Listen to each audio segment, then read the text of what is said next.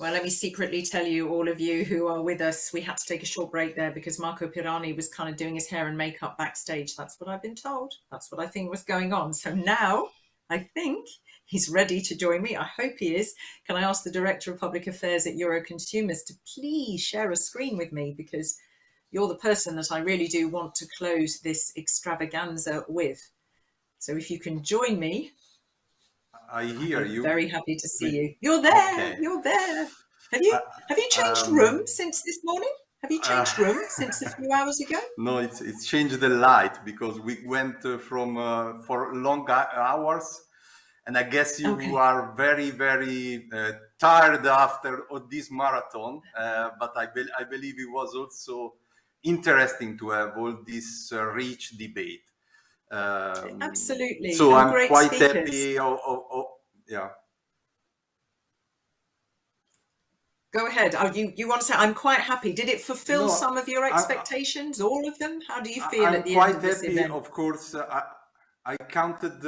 We had, but maybe I'm wrong, 69 speakers, and you manage most of them. And interesting panels, lively debate. We also showed that I believe consumer protection can be innovation also. Should be more and more innovation. And consumer protection is part of our life. Of course, we closed the day with a very high-level debate with two persons in Europe that have managed European institutions in the past, but giving us the light into the future. So I believe we should be happy of what we delivered. Of course, we spoke a lot about technology, but technology not always help us to deliver. And maybe one investment that we will need to do in the next Euro Consumer Forum will be to set the technology at a higher level in order to guarantee the fruition of this open debate that we have had with market players, institutions. But I am very, very happy of the rich contents that we delivered, and that will be also there in the next phase, in the post-event exploitation. Many things interesting have been said. And so, yes, if I have to answer to you, I'm happy.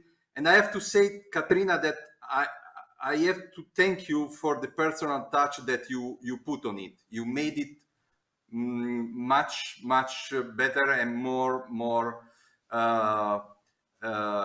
appreciated also from the public, I believe. Thank you. Thank you very much. It has been a tricky one, technically. I think it's been fantastically ambitious to do this, and I absolutely applaud the technical team. I mean, really a hell of a lot of work, and I do want the audience to know this, has gone into bringing this extravaganza, these multiple channels with all of this rich content. And I think that's a fantastic ambition that has been achieved here. Is there any message that you would want to underline, or sometimes a more important question to ask is anything you didn't perhaps hear, Marco, that you would like to put out there? I mean, I think the message about the power of dialogue came up again and again and again, not least with our speakers at the end. Herman Van Rompuy was very clear on that. But anything that you would say, Kat, I'd like to just put this out there before we close. But I believe the power of dialogue was the transversal theme of the year, and it's not only the theme of the Euro Consumer Forum. Is exactly what we are executing every day, and it is important to have a relation with market players, because as a consumer organization, of course, we cannot only focus on things that sometimes goes bad, and then we should take action. This is in our DNA. But we also need to really build together with the forces of the market, so with the market players, a more responsible and sustainable future in a most democratic way possible. So this is the challenge that we have. And well, let me mention, to paraphrase William Gibson, I believe the future has been with us for too long not to expect that it's more evenly distributed. And when I speak about this future, I speak about the benefit of technology. The challenge we have is to make possible, and we will make the most on that, to make possible that an increasingly large number of citizens will benefit what the technology can bring about. This is the challenge we have. And by doing that, this is another pillar that we have to put in our activities. Because of course, we will remain on our route of defend consumers, but we need to also build the future. Because I listened Herman Van Rompuy, very interesting, and Romano Prodi, and turn fear into a hope. It's a big challenge. We need all the force of the society, and consumer organization is a pillar of the society.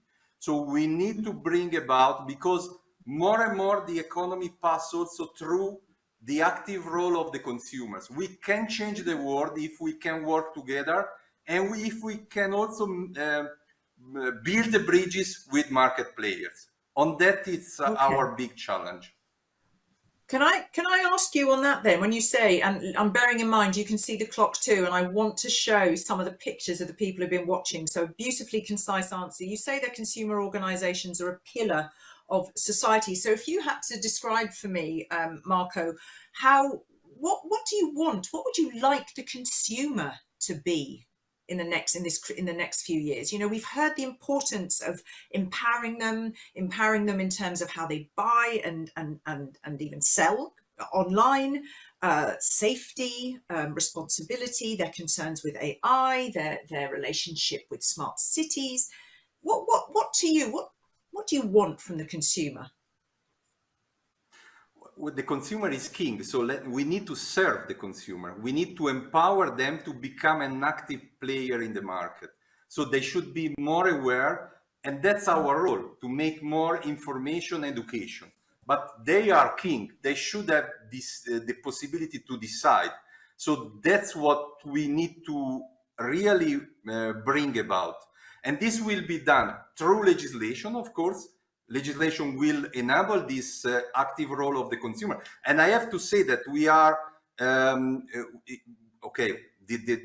this event was between Brazil and Europe, and Euroconsumer is also in Brazil. But when you focus on Europe, Europe is really designing the paradigm of the future in this exact day. And we are really favoring a legislation that should be a paradigm not only for Europe, but worldwide. So we need to redesign the rules of the game. That said, this is not enough. We need also to build together with market players the exact economy of the future, an economy that should be more sustainable through a more responsible digitization. Okay. And I think when you talk about that relationship, and I'm just going to make a comment and then I'm going to call for these photos. And when you talk about the importance of having this dialogue and these collaborations with market players, I thought what was very interesting in my conversations was seeing exactly where things dovetail, where there's overlaps, where there's the approach, and then seeing the independent sides of things, you know. And I think that was something that Michele Cavourte really wanted to really be very clear about in that conversation. The collaboration is fantastic, and it should be, and the dialogue should be there, but it does not mean that you have your approach to things, you have your remit, and other different market actors have their remits too. May I just hold for a moment the conversation? Can I ask the lovely technical team, I think we've got some photos of audience. I believe that some photos came in, because obviously we couldn't see anybody, and we had hoped to before everything wasn't possible physically. But can the technical crew put a photo montage up for us? I think they can. I think they said to me before I called you, Marco, they'd be able to, but I'm just going to check up. There we do. We have people who are listening with great attention. Look at them in their luxurious chairs. I'm not sitting in such a luxurious chair, Marco. That's awful. I feel tremendously jealous. Look. Yeah, I'm also jealous because, you know, after what has happened, and we have to reinvent also this thing. We wanted to have very nice chairs also in Brussels, but Yeah, but this we will be didn't. for next year. We didn't, but we had the privilege of not, you know, even though I'm all for wearing masks. So when I say that, but at least we could speak without them, Marco. Now, I've got my eye on the clock. Am I allowed to wind things up now? Do I have your permission to close? Of course. And Okay. I want to thank you again for whatever you have done today and in the preparation of this event. My pleasure. And it's always really an immense privilege to be around all of these brains. And I heard so many things today. And if you want me to write a report on what I heard, that would be easier than doing a resume now. So all I'm going to do is say a warm thanks again to all the speakers, because it was such a diverse bunch. 69, I said. A warm thanks to the organizing, the technical, the content teams at Euroconsumers and Proteste Brazil, and whoever else I may have missed out. You're fabulous. And also a warm thanks to our very loyal audience, because if you're still with us now, we salute you. If you want to watch a session that you missed, if you want to rewatch something that you loved, then you can catch all the goodies on the platform for up to, I believe, a year.